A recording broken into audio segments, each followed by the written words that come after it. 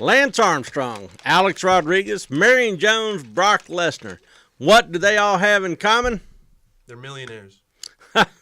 Well, sorta.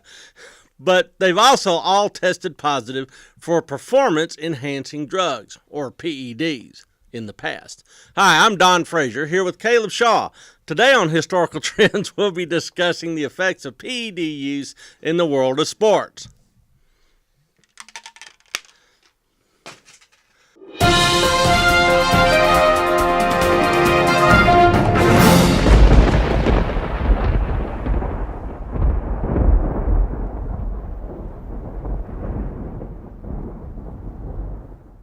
Now, Caleb, can I just ask, were you taking PEDs just now? No, sir, that was just a regular old protein shake. It's just one of those things athletes use to gain any little advantage they can. The concept is old as sport itself. There's evidence of competitors ingesting performance enhancers going all the way back to some of the earliest Olympics in ancient Greece. These men would eat anything if you told them it had the possibility of helping them win. From the simplest things like gorging themselves on meat to eating animal hearts and testicles and downing it with wine potions, all in an effort to enhance their performance. Roman gladiators used to take supplements and hallucinogens before fights to fight off fatigue and injury. The idea of doping might seem like something that started in the 1980s and 90s, but really, it's something that's been going on for thousands of years. Well, that all sounds like a snake oil salesman in the Old West, peddling a cure for what ails you. You're actually not far off with that. For the vast majority of these old types of supplements, there is no evidence that taking them will enhance your athletic performance in any way. If there was improvement, it was probably just from a placebo effect. It's easy to see now that eating monkey testicles won't help you run a faster marathon. Oh, man. But back in the day, it made sense. This long period of trial and error, though, is definitely what makes doping so amazingly effective today, because we know exactly what works and what doesn't. Now, the word doping is getting thrown around quite a bit, and that makes me think of Nancy Reagan and the war on drugs. Are you sure that's the right word to use? Again, close, but not quite right. Doping comes from the Dutch word doop, which is an opium juice. Unrelated, but opium was the drug of choice for the Greeks. Doping refers to administering drugs specifically for the use of enhancing performance in sports. It's easy to confuse it for the slang words we use to describe drugs that were popularized in the 80s. In the 60s. So, for our purposes, doping refers to PEDs, not marijuana and cocaine. If it helps, we can tie that back to PEDs too. Coca leaves are among the oldest and most commonly taken supplements. Not only that, but their effects are much more real than most anything else from the early history of doping. Mixtures derived from the leaves really became popular in French cycling and lacrosse in the 19th century for its ability to stave off fatigue and hunger brought on by extreme exertion. A mixture of coca leaf and extract and wine called the vin Mariani was actually among the most popular drinks in France at the time due to its effects. It became known as the athlete's wine because of its popularity among athletes. That also sounds a little like Coca-Cola. I can't imagine doing a whole bike race with all that alcohol sloshing around in my stomach. Obviously, I wouldn't know personally because the only alcohol I have is at communion. Of course. But I can tell you that it was a very long time before we understood that drinking and sports don't mix. While it's true that alcohol can dull pain and exhaustion, that's no trade-off for the hydration it takes away from you. It's a shame we had to learn that the hard way, too. Just take a look at the 1904 Olympic Marathon. That race was won by Thomas Hicks, and while he was running, he drank 2 bottles of brandy and took 2 doses of strychnine. For those of you who don't know, strychnine is a primary ingredient in a little thing called rat poison. The man ran 26 miles in 100-degree heat with brandy, rat poison, and no water in his stomach. Over the course of the 2.5-hour race, he lost 8 pounds. Yikes. It's a miracle he didn't die, let alone that he finished the race. It was around this time the Olympics was just awash with drugs like cocaine, heroin, caffeine, and the aforementioned strychnine. This didn't begin to slow until the 1920s when cocaine and heroin only became available via prescription. You know, in the grand scheme of history, the 1920s is really not that long ago, especially in a timeline that goes back to the ancient Greeks, like you're talking about. So, how have we made such a big leap in such a short amount of time? I'm glad you asked, but I'm also sad you asked, because that unfortunately means it's time to talk about the Nazis. In 1940, Nazi scientists began experiments on their prisoners, their soldiers, and even Hitler himself with anabolic steroids. Steroids. Now, there's another word we hear associated with sports. PEDs are different than steroids, but steroids could be considered a PED, correct? Well, the word steroid is often used as a synonym for the term PED, but that's a bit like calling a rectangle a square. Steroids are synthetic compounds that are used to influence the body's hormonal system. They have many practical medical uses, but can be easily abused to alter one's body, and that's where most of the bad things about steroids come in, when they're used by someone who doesn't fully understand what they're doing. Which sadly brings us back to the Nazis. During the war, the German soldiers started taking these new anabolic steroids to increase their strength and aggressiveness. And, retrospectively, some of Hitler's late-life behavior exhibits side effects of heavy steroid use. Mania, acute paranoid psychoses, overly aggressive and violent behavior, and depression and suicidal ideologies. So Hitler and his troops had roid rage? Yeah, but of course the Allies defeated the Nazis. But not without our soldiers being on stuff too. Allied countries gave their soldiers amphetamines to increase their endurance and elevate their mood. That's much better than... It was much more practical than cocaine because it could be taken orally. And their effects lasted much longer. And I'm sure you can guess what happened when soldiers brought them back home. Athletes got a hold of these things, and they did not let go. And with good reason. They were the first truly effective performance-enhancing drugs. So if it doesn't kill you, it's probably going to be an effective PED. I think I might have caught you speaking too soon here, Doctor, because we're about to move into why PEDs are banned. You see, in 1960, Danish cycler Knut Jensen became the first athlete to die while competing at the Olympics because of doping. His overuse of amphetamines caused him to collapse and fracture his skull on the ground. And in 1967, British racer Tommy Simpson, who had been named BBC's Sportsperson of the Year 2 years earlier, met a similar fate during the Tour de France after drinking too much brandy and taking too many amphetamines. Simpson's death was the straw that broke the camel's back. Within a year, the International Olympic Committee established a health commission to combat doping. The year after that, they started drug testing and disqualified athletes for the first time. By 1975, anabolic steroids, narcotics, and countless stimulants were all on the banned substance list. And it was thought that the doping problem was finally coming under control. You say that, but I know that's not true. Well, it's true that they thought it was coming under control, but it's not true that the doping was under control. In fact, I would argue we're just now hitting the golden age, because now is where people started to make some serious cash selling and using steroids. Yay, the golden age of doping. Steroids were introduced in America in 1958 by Dr. John Ziegler. He noticed how successful Russian weightlifting teams had been in the Olympics and started experimenting with the United States team. He would later say that if he had known how bad steroid abuse would get, he never would have developed them. But who cares about one man's greatest life regret? Is there a difference between the steroids I take for, say, a sinus infection and the steroids that are used as PEDs? Yes, there is. If you've ever had a sinus infection, a doctor probably prescribed you a medicine like cortisone to help with inflammation and swelling. These are steroids as well because of their molecular structure. However, they are not testosterone-based, so they won't help you build muscles. Ah, bummer. Instead of the sniffles, we're going to talk about how great it is to watch overly swole men compete in sport. It was around this time that steroids infiltrated professional wrestling and baseball, both extremely real, exciting sports. Both saw an explosion in popularity in bicep diameter in the 80s and early 90s that lasted until the early 2000s. Many of my and many other people's fondest memories come from this time. Things like Mark McGwire and Sammy Sosa's home run race, or an example from pro wrestling that won't get me made fun of, were all brought to you by steroids. And as an added bonus, there was more money than ever to be made in these industries. The same goes for the Olympic athletes. Okay. Potential earnings from getting sponsorship deals continued to skyrocket. And this is the point where I think the war on doping really turned into more of a facade.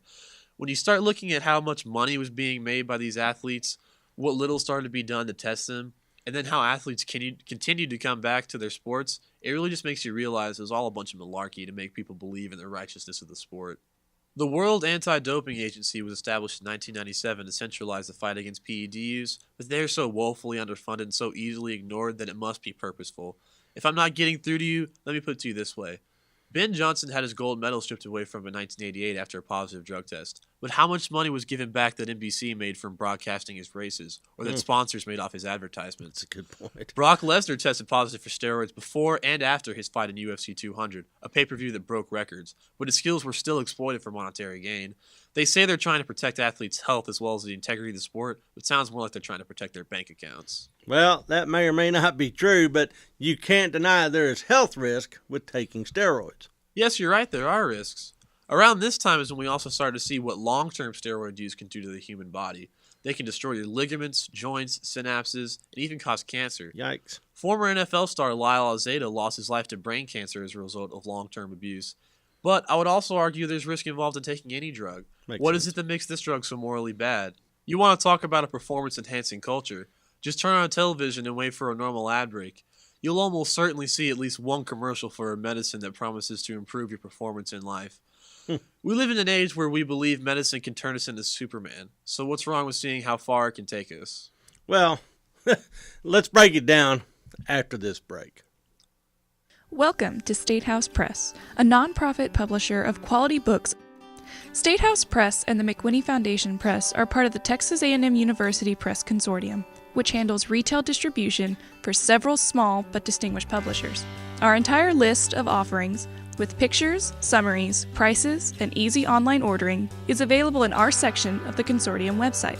State House Press is proud of its reputation for high standards of scholarship and readability.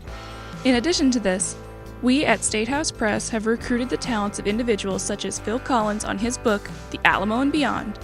We release not only texana by contemporary authors, but reprints of classic accounts of Texas life and history otherwise inaccessible to the public. Our book list also incorporates the publications of the McWhinney Foundation Press, specializing in the history of the Old South and the Civil War. We strive with our titles to make history accessible to as many readers as possible. To accomplish this task, we have recruited some of America's leading historians, as well as bright new scholars. We believe firmly in narrative history, in telling a good story, and in telling it well, without losing sight of the people who've made history and the events that changed a nation. For questions or business inquiries, please visit the Texas Book Consortium at www.tamupress.com. And we're back. You're watching Historical Trends. I'm here with Caleb Shaw, and we're talking about doping in athletic context, I guess. That's correct. Need to be very clear about that. Now, you're an athlete yourself. I am. I play baseball here at McMurray. What position? I'm a catcher. All right, so that's kind of the thinking man's position on the baseball field. Exactly. All right, so tell me about your exposure to PEDs and what your thought process is about PEDs. Well, I've been exposed to it more than most people would think. I mean, Really? a lot of people would assume it's a professional problem, but I can name you 5 guys off the top of my head that have been drafted in professional baseball that there's proof of using steroids. What about back in your high school days? Back in I never knew anybody that Nobody was juicing? that I went to high school with. No, Okay. sir. We were all a bunch of skinny dudes and some fat dudes. But guys in the town over at Colleyville Heritage High School. Man, that you're was a big calling problem names over there. now, huh? Yeah, Alex Scherf. You know it was you.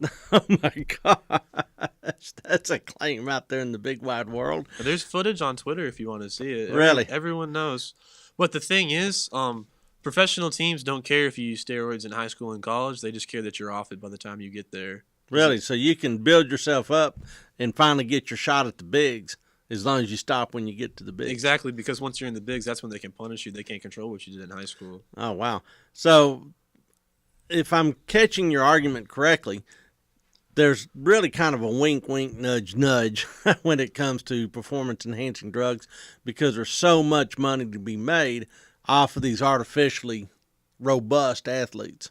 Exactly. I mean, take a look at baseball again, just because it's what I play. Yeah. Because that's the best example. I mean, no other sport has a steroid era like baseball does.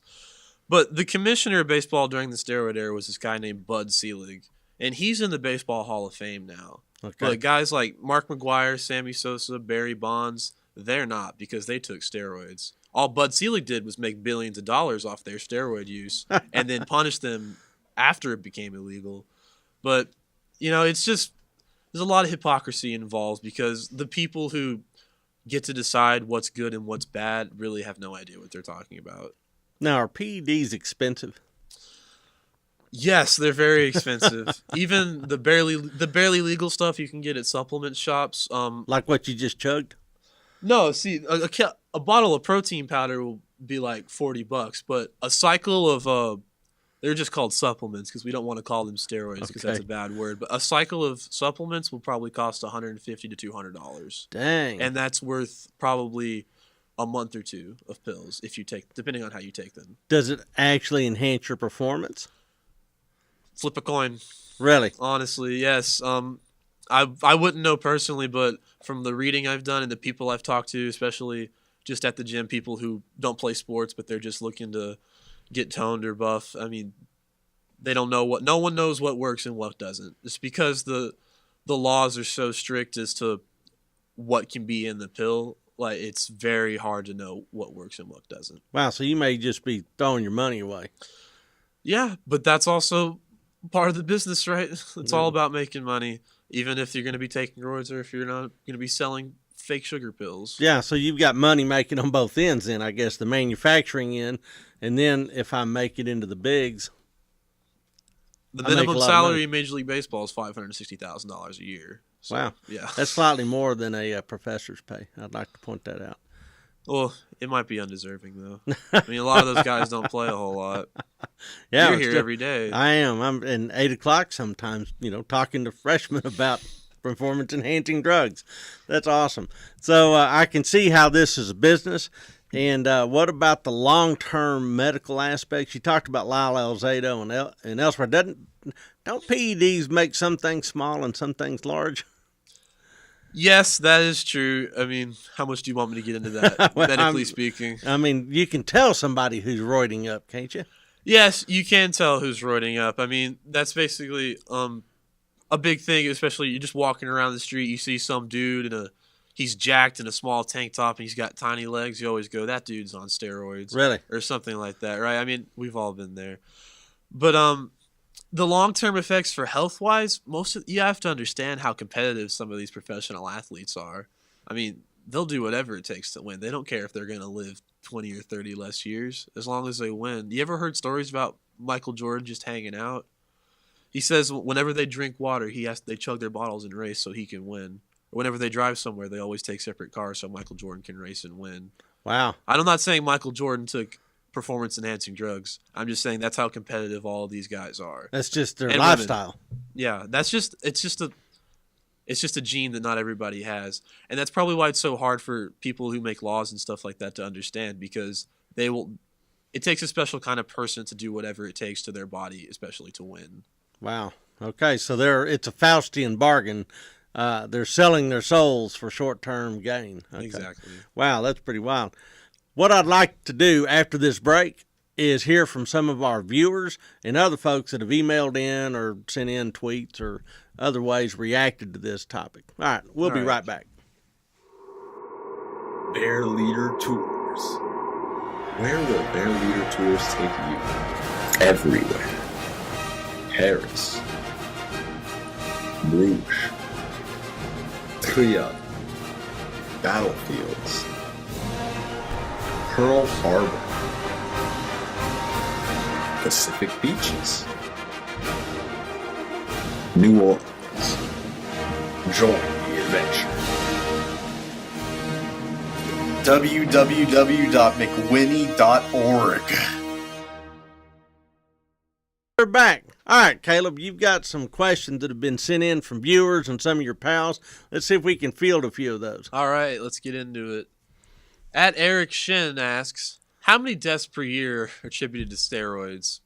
Well, Eric, the answer is really, we don't know. Yeah, you don't drop dead immediately. Oops, No, took a steroid it's and not like my head explodes. it's not like a heroin overdose or anything like that. I mean, it takes so long to kill you, and it's really more the effects of it that kill you than the drug itself. So, could be a lot. It's probably not though. Okay. Probably fine. So it's not like an opioid epidemic or something like that? No, sir. Okay. It's almost safe. Almost safe. It's almost safe. You got another one? Yeah. All right. Should I get ready? Yeah. All right. At Ben Dover asks, so is there nothing I can legally take to get bigger in the weight room? Well, Ben, yeah, there is, but the thing Protein is... shake. Protein shakes will help. Protein shakes are completely healthy. It's just protein, literally. Just get more... It's just like eating a lot of steak at once, but in a shake. But, yeah, there are some supplements you can take, but are you willing to drop $200 for like a 40% chance that it'll work? I mean, that's up to you. I would do it, but it's not my money. At Dom Basks asks, do you think baseball players who failed drug tests should be allowed in the Hall of Fame? Yes, I do. Really? I think it's ridiculous that guys like Sammy Sosa hit 600 career home runs and he's not in the Hall of Fame. And you know why? It's because all these nerds that get to vote in, like the Baseball Writers Association of America. Nerds.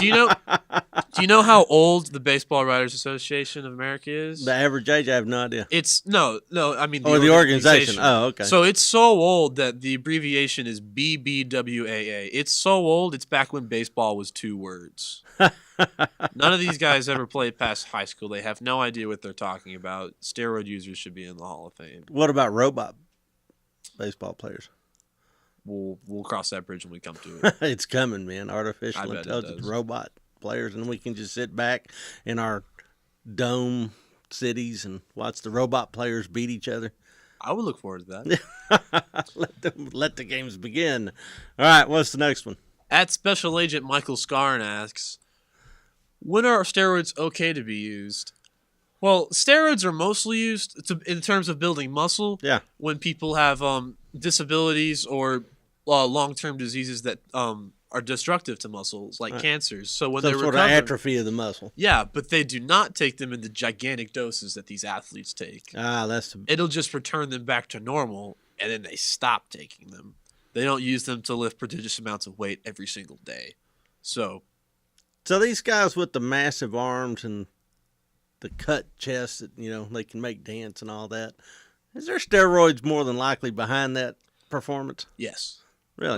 Let me just put it to you this way: it is extremely, extremely hard to get to that level of shape without any kind of supplement, legal or illegal. I found it very easy to achieve my wash tub abs without performance-enhancing drugs besides things like red meat and beer. Not everyone's as gifted as you are. Well, I Dr. understand Frazier. that. I do have a skill. I'm on the Olympic eating team, as it turns out.